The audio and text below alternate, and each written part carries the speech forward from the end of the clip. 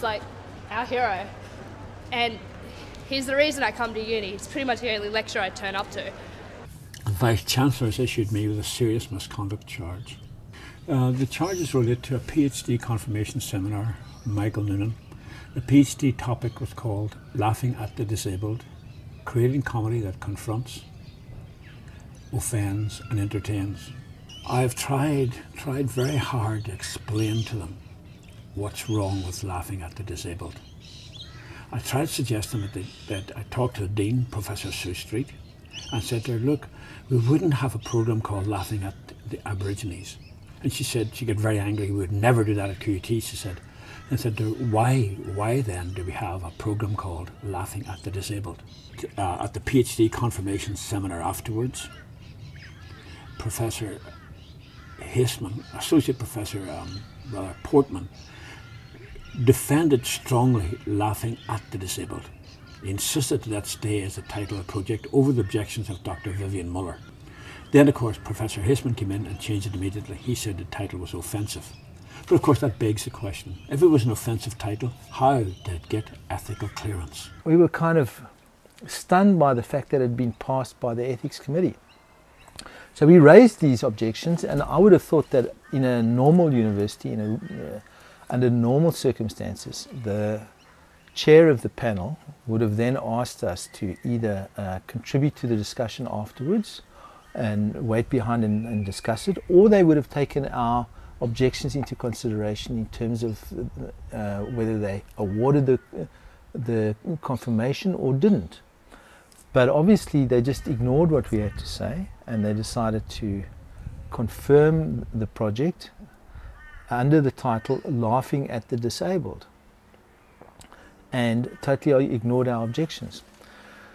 So at that point we were kind of surprised that the project had been confirmed, and we wrote to the Dean and we asked the Dean if she would have a look into the project and see how it had been given ethical clearance, and whether this was the kind of project that QUT wanted to be involved in. We thought that a project whose sole aim was to set up mentally disabled people, set them up in a situation in which they were going to be mocked and ridiculed, we found this highly offensive and highly unethical.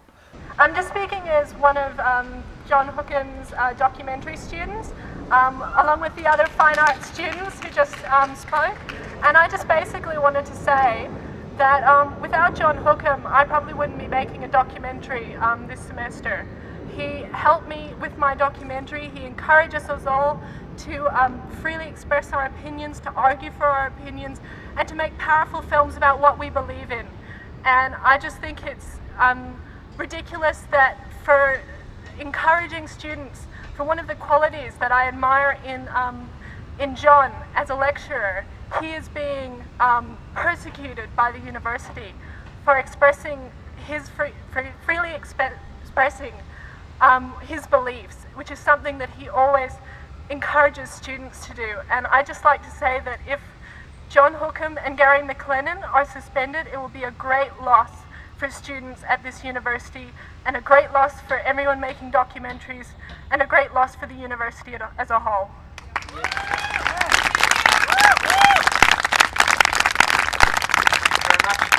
So then, once we realized that the faculty was going to do nothing about it, okay, and that the project was going to go ahead in spite of all this,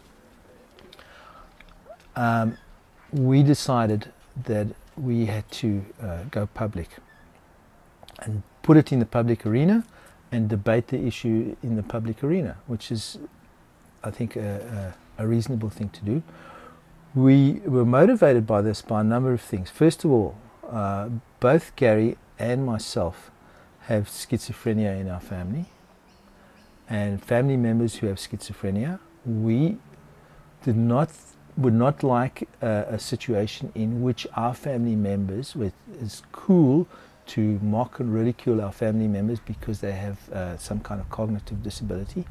So we were, on the basis of that, we were deeply offended. Plus, we thought that if this kind of project went ahead, it would bring, it would be incredibly damaging to the university's reputation. And our concern was partly for the university's reputation, and also for the idea of what a university is and what a university should be doing. We don't believe that a university should be involved in unethical research. The ethical process seems to have been open to question, and I think QUT now needs to look at that again. I know they attempted to look at it when the concerns were raised, and the title was changed. The very fact that they changed the title indicates to me there was a problem with it, laughing at to laughing with. But secondly, if the material is not offensive and the university thinks this is fine, why can't people like me see it? Why isn't it possible to have an open forum and say, all right, let's just go in there, keep quiet, sit down, listen, let the candidate explain what he's trying to do and have an objective observation of what's happening. And that seems to have been, no, we can't do that.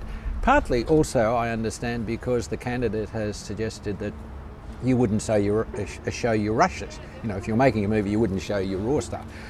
Well, he's already shown it. That doesn't stand up. That argument is not valid. He had shown it, as I understand it, in a confirmation, but also publicly in some classes.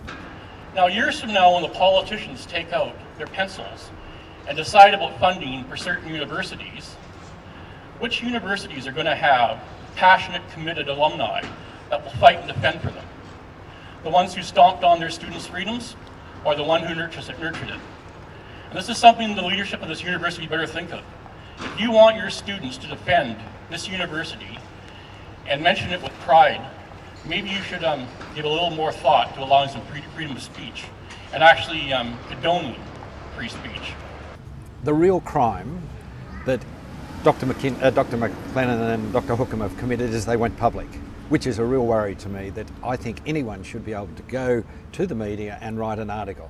If there's an issue of defamation, and I think it got close to it, then the Australian would have been worried enough, as I understand it was, so they got their lawyers to quickly go through it, to go through it. Now, their experience. Now, I looked at that material very carefully. I don't think it is defamatory, but the argument that you're putting up is also true, that if the candidate says, look, I should be free then to make some footage which I think ultimately, now his argument is possibly this, I haven't heard his argument, but is possibly this actually ultimately helps the disabled, then maybe he should have the freedom to do that, but it should be discussed. At the seminar there was a friend of mine, I like to call her a friend, who is a member of the disability community, and she was deeply disturbed but said nothing.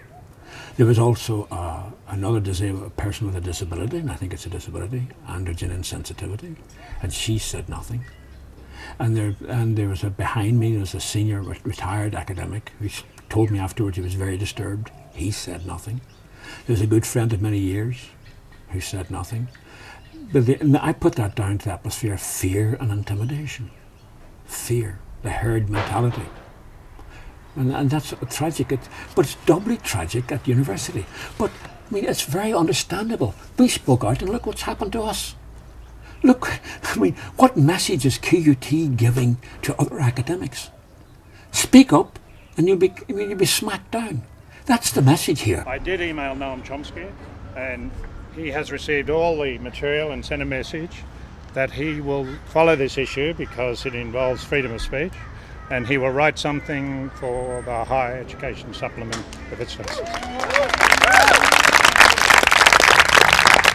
I would like, if we did face a disciplinary committee, for that process to be open and transparent.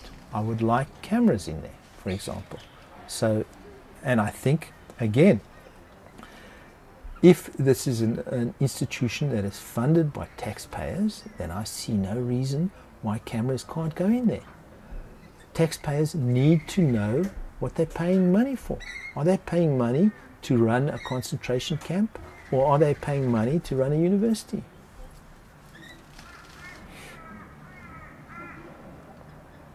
That's what I think, anyway. And if they are serious about being open and transparent, let them allow you to bring your camera in there and film it.